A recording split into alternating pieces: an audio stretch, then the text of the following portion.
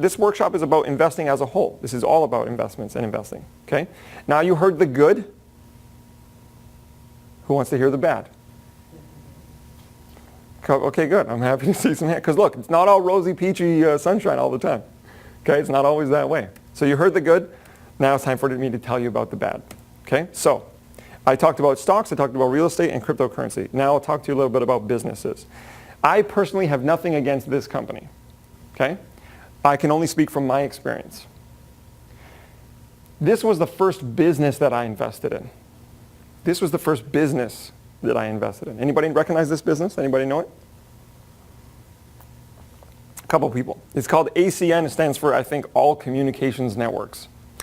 It's basically a business where they will sell you essential services like your heating and electrical bill, your telephone, your cable, your internet bill. And what they do is they buy it at a discount from the other major providers. Bell, Rogers, Telus, Toronto Hydro. They buy it at a discount and they resell it to you for a cheaper price. They're resellers. Nothing wrong with that business model. Lots of great business models do the same thing. Wind Mobile. What's it called now? Freedom Mobile? They do the same thing. They use the towers and the services of Telus and Bell. And they resell to you at a discount. That's basically it. Not a bad business model. Lots of people do it. This is essentially a network marketing company, which means a small fee, you can get invested and become a business owner, and then you can sell the services. And you're supposed to do it through your network. Okay? I was in this business in, I think it was 2011. Yeah, 2011. This was the first business that I'd gone into. Now, did I have a business background in 2011? No. I knew how to do a job. I knew how to work a job. I was in security. I thought I was going to be a police officer. I wanted to make a lot of money, help a lot of people. I wanted security benefits of being a cop. That didn't work out. I stayed in security and I was in auditing. In auditing, I had a great career. I was really, really good at it. I had no business background. I was paid a salary or an hourly rate my whole life. I didn't know what it took to run a business. So here I am. I jump in this business, gung-ho. Yeah, let's do it. Oh my God, let's do it. A lot of excitement and passion and energy, not a lot of knowledge and research. What does it take to run a business? A lot. It takes a lot to run a business. A lot of you are business owners. It takes a lot of your time and energy and knowledge, and you fail a lot. That's the name of the game in business. So for like $500, I got started. Okay, key. Started $500 cost. What was my sale value per sale? It's like 50 cents a month. The company would pay me like 50 cents to like $5 a month. On the high end, $5. Okay? And the dream was, your dream, like passive income, you don't have to work for the rest of your life. And man, they weren't able to provide the service in a lot of the buildings or condos that I knew of or that I tried to. It was very oversaturated. There are many, many, many, many, many people that are in this business.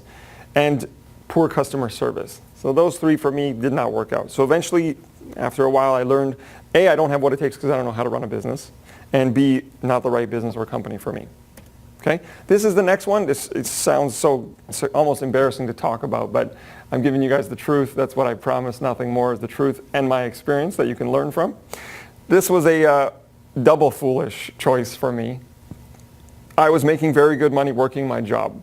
Okay, and the other business didn't work out. So I still wanted to do business and be free, right?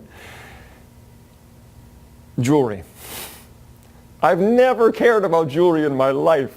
This is the only jewelry, this wedding ring right here, and this bracelet. Occasionally I wear a bracelet of crystals.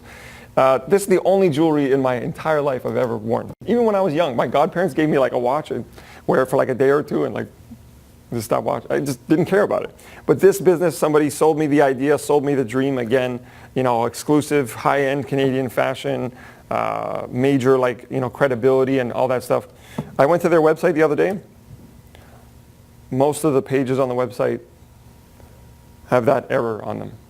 Well, I try to click around the website. Most of the pages have this error message on the website. So how's the business doing? Probably not so good. Okay, and furthermore, I did not care about jewelry. So the lesson there was, I knew a little more about business because I failed in the previous one, but it was not something I cared about. It was not something I was passionate about at all. Okay, next one. This one was also foolish.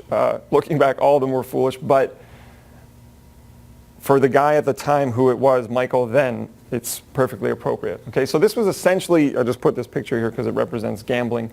It was essentially gambling. Now here's the funny thing. It wasn't gambling. I wasn't going to like a racetrack or a casino and just putting money down. I wasn't doing that. I invested in a company and a guy that had this like uncanny ability to predict the outcomes of games. Okay. Now I had conversations with him. He lived in Las Vegas. He actually sent us emails where he could predict the score of a game before the game actually happened. So then what we did is we watched and we waited for the game, and then we waited, we saw the end result. And the guy was actually correct. The guy was actually correct like 70% of the time. Like 75% of the time he was actually correct. I'm not kidding. So he was a mathematician, a really brilliant, smart guy. He's like, it's basic statistics. But the statistics this guy was doing that you and I would do is like worlds apart.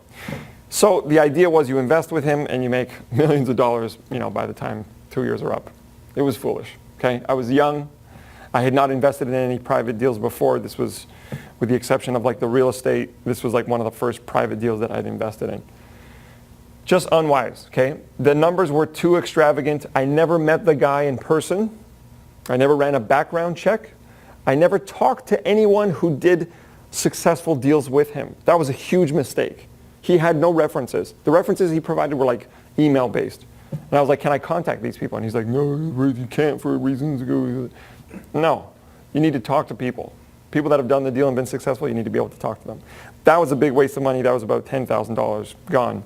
The ridiculous thing is now they just made gambling legal. They just passed this huge law which is going to change gambling and betting. And the same guy is coming around looking for investment. And one of my friends almost invested in the deal. And I was like, dude, and he was like certain. He's like, no, it's going to make money. And I was like, dude, 7 years, I've not seen a dime.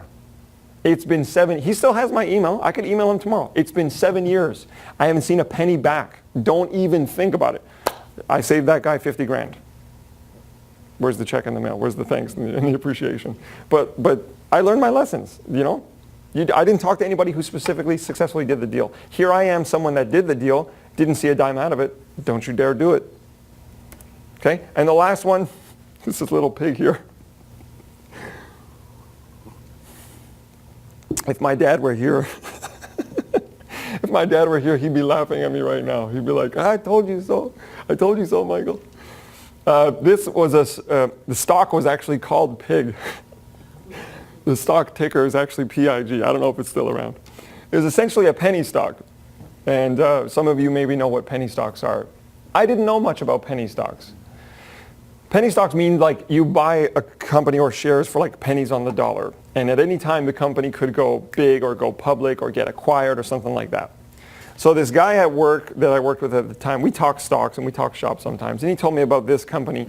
And at that time, 2013 I think, or 2012 let's say, just some company, there was like a pig flu at the time. There was like bird flu, avian flu, all these flus at that time, right? There was that time period where the flu seasons. Everything was the flu, like dog flu, everything. So there was like a pig flu that was going to go around. And this was going to mean very bad things for the farming industry. Well, this one company had invented this special fertilizer and this special chemical that was going to like prevent the flu in the livestock in all of the farming in all of Canada. And so this was like, oh, this is a big deal, right? Got this flu coming out. This guy's got the thing. Very foolish. Went nowhere. I don't know where the company is. I don't know where the shares are. Foolish because I listened to someone else and I didn't do my own research. Foolish because I didn't understand the farming industry. Not right for me because I don't understand penny stocks and I'd never invested in penny stocks. So it's a whole different ballgame. And probably I didn't listen to my dad's advice as well. My dad did the research and he said, pig is a loser. Sent me this email, don't do the pig. The pig will do you. Like something like this. Crazy. So my takeaway that I want you to take away, and I wanted to do this right off the bat because this is a workshop about investing and investments. And I've had some good ones and I've had some bad ones. And it's not a loss. It's never a loss if you learn from your mistakes. I am a much better investor now because of the things I've learned and the good and bad deals that I've done. than I was several years ago. Okay? I wouldn't go back in time and change those things. I wouldn't want that money back because that money came back to me in education. That money came back to me in knowledge. That is now a part of me that will never leave, that will stay with me till the day I die. And now I know what to look for in a good deal. So I'm going to share that with you as well.